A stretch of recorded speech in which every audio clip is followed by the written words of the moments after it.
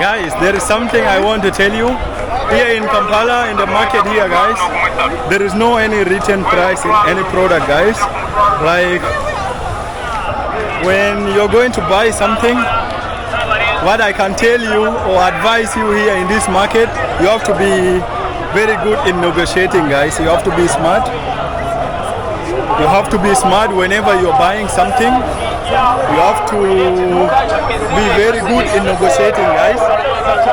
Because like there is no any written price. There is no any written price for any product. Like you see all those vendors, all those market down here, guys. There is no any product that has a written price.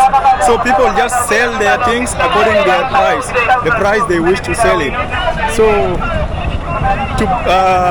to deal with that, you have to be very smart, guys. You have to be very smart, and you have to be very good in bargaining. And one tips that I learned here in Kampala, guys, they say that let's say you're buying maybe a bowl, okay? You're buying a bowl, and they say that bowl is for 10K. So to know the actual price, you have to tell them like 5K. And if they rejected that 5K, meaning that this is not the real selling, like this is like a lose for them, okay? Because here it's very difficult for you to know the actual price.